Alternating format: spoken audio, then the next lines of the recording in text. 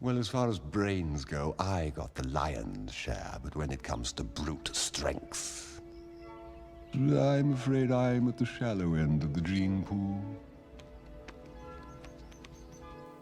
Recently, I watched an interesting video of a debate between a YouTuber named Hamza and another named Wheat Waffles.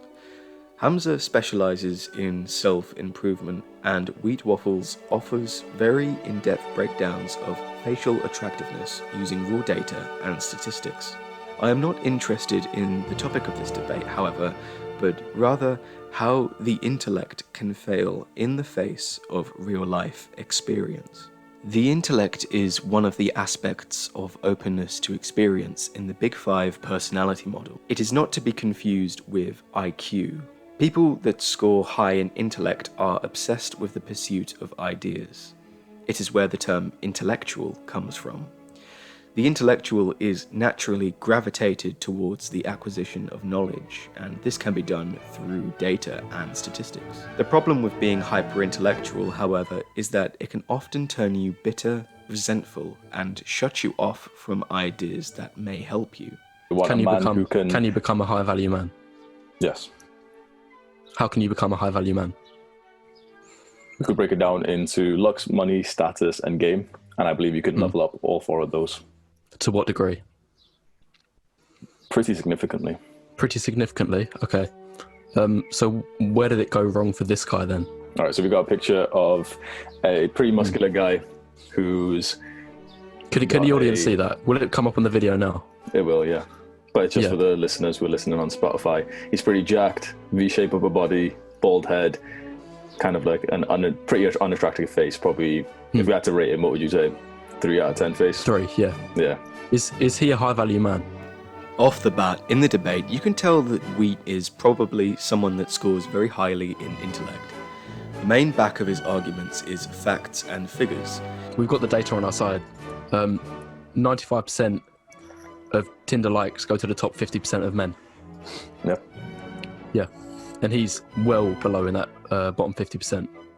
He takes an almost aggressive and forward approach to debate. Is he a high-value man? No, it's not. It's not a like an open-ended answer. It's a yes or no question. Is he a high-value man? In the words that you would describe. High value goes a lot more than just looks. Right. That's the second. That's the second time. Yeah. Is his looks high value then? That's a better question. Honestly, they're not actually that bad. Not actually that bad. Do you want me to take that picture to the streets and ask 100 women, rate this man out of 10, and they're going to give responses such as not as that bad? They're going to think, oh yeah, he's quite attractive. Is that what you think? Do the same experiments, but this time take the picture of him before he started the gym, and I bet he's going to get a lot. No, but it's not going to make any difference. It's not going to make any difference. It won't make any difference because he's still unattractive, irrespective of before he went to the gym or after he went to the gym. He appears to want to win the debate by performing various verbal takedowns. Or the other piece of advice you can give him is, just sign up to my self-help coaching programs. Just buy more of my programs, and then I'm sure after a year or two of giving me your money and one-to-one coaching, my Skype calls, then you'll be able to attract women.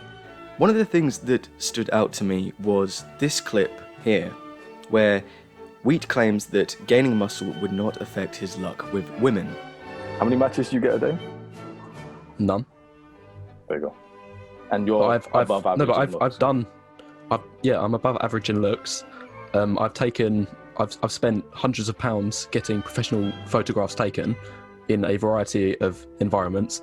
I've algorithmically optimized my swiping system. So like in my opinion, you should only swipe on people around your looks level, because if you swipe on people that are way above you, then they're not going to swipe on you. Yeah. And then okay, so you've done all this. You've done a lot more for your Tinder than I have, and you get pretty much no results. And you have said that you're about a 6 relationship. out of 10. My first relationship was from a girl that I met on Bumble. Good man. You are definitely more attractive right now, or recently, than my before pictures, right? And potentially we both should have the same level of attractiveness right now, because you said I was a 6, and you said that you're not muscular, but muscle doesn't matter anyway. Why do I get about 20 to 40 matches per day? I haven't seen your Tinder matches. I haven't seen your photos that you use. But why? What could be the one reason why? Like, my pictures are not professional. I take them with my iPhone 8. The picture that gets me the most likes, I literally took right here in my bedroom, and it gets me like from what you guys would assume, like a Chad level. And I'd speak to these girls like the same Chaddy way that you guys think a Chad is, or a Tyrone, or whatever the fuck you say. Why do I get seemingly infinitely, but let's say 20 to 30, 40 times more results than you, 40 times more results than you, when I should have not been getting this much? I should have just gave up. No, okay, fair enough. My genetics were maybe okay, so I've self-improved and everything. But if we're both about 6 right now, the one difference that we have is my muscle. Why does my muscle get me about 40 times more results than you? I don't think if I improve my physique that it would lead to a big difference. I seriously don't. Absolutely would. Wheat has been presented with a real-life, breathing example as a counterpoint to his theories that gaining muscles would not affect his rating of attractiveness. Yet he tries to rationalize it with his own viewpoint. Why am I more successful with girls, like age, widely more than you? How old are you? Age, because I'm 23, almost 24, but I was 18, 19, still getting 20 matches a day. Wheat does this in order to avoid intense emotions that would arise on recognizing that his theories may not be correct. If he is wrong, then he would have to implement something new, like the gym. And that is a very physically hard thing to implement. It's no joke. It takes up 1 to 2 hours of your day. And our brains do not like disturbances. We are always trying to remain in a state of homeostasis. This is an example of a defense mechanism known as intellectualization. Intellectualization, however, is not a wholly bad thing.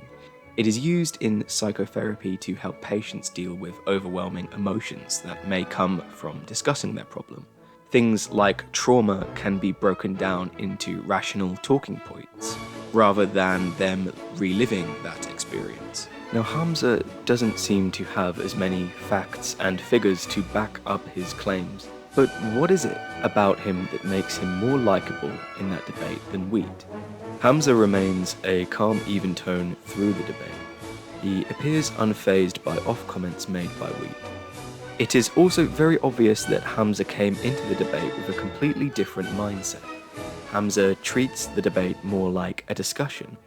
He attentively listens to Wheat and hears what he has to say. He treats Wheat as if he might know something that he doesn't, and that's what makes him more likable. He's there to learn and not win. Another reason Hamza comes across as more likable is that he shows his face. Whilst you could argue that this would make Wheat seem insecure and therefore Hamza could be coming from a stronger position, I believe it is due to something else. I've worked as a support worker for a year, and there is a training module you have to complete that teaches you the importance of correctly communicating with vulnerable adults.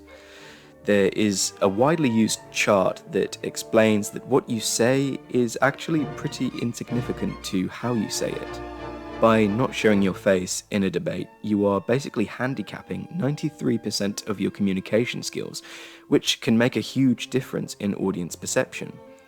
You could have the most truthful idea in the world, but if you sound like a dick whilst saying it, it's going to be hard to win people over to your side, regardless of how right you are. I score in 94th percentile in Intellect, and have suffered from the exact same problem that Wheat has suffered from. The thing that I did to help this problem was to go into every single conversation with the mindset that you can learn something from them, even your worst enemy. Another thing I did was to stop viewing debates as debates and view them as a conversation. Try to empathize with the person on the other side of that podium. They're a human too, and they've gone through their own trials and tribulations, and you should treat them as such. No matter how smart you are, there's always so much you can learn from other people.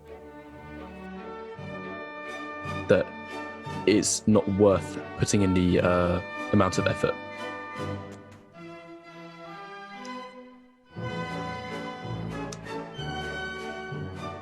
if the For example, like if you're very below average